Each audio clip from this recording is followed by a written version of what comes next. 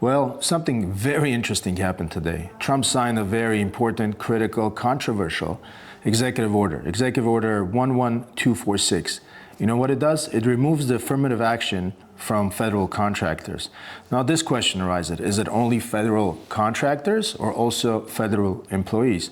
Because federal contractors, they're not federal employees. They're 1099 separate company contractors. Back in 2014, Obama signed a different executive order where he added, not only from his original executive order in 2011, where he added that all federal employees should abide by DEI standards, which is diversity, equity, and inclusion. And affirmative action is part of that diversity, equity, and inclusion. It's just a different branch.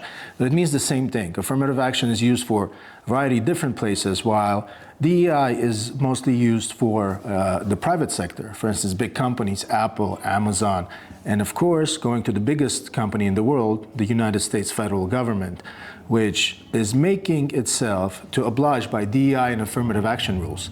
You know, and back in 2014, going back to originally what I was saying, is that Obama signed in another executive order which added federal contractors. Because in his original executive order back in 2011 in August, I think it was August 18th if I remember correctly, that executive order was based only on federal employees. And then in 2014, he's adding federal contractors.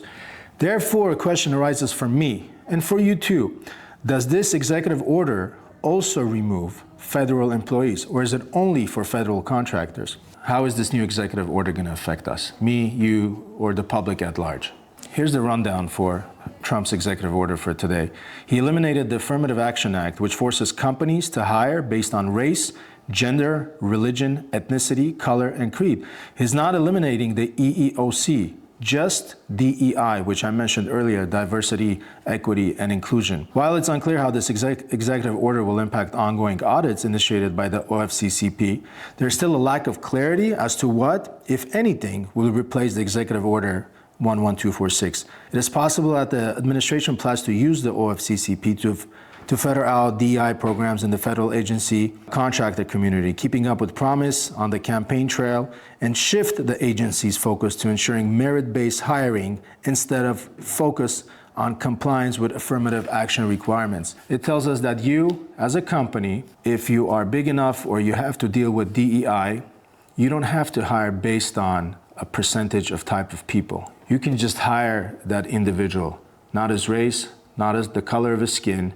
not as sex, but you can hire the individual. Before, we had to hire based on ethnicity, race, and color. Thinking about this, it's a little bit hypocritical having such an executive order where, you know, this land of ours tells us that all the people are created equal, right? And they have equal opportunity. Well, if you have a DEI, you don't have equal opportunity because I'm smart enough, bright enough, you know, and I have the credentials for me to go and get hired at that job, and maybe you have to fill in that DEI score for your company, I'm not going to get hired. That tells me that it's the quite opposite.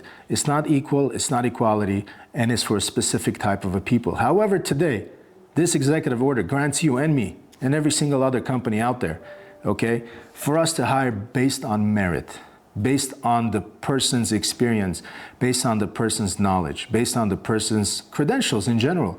And that's how you hire the best people in the country.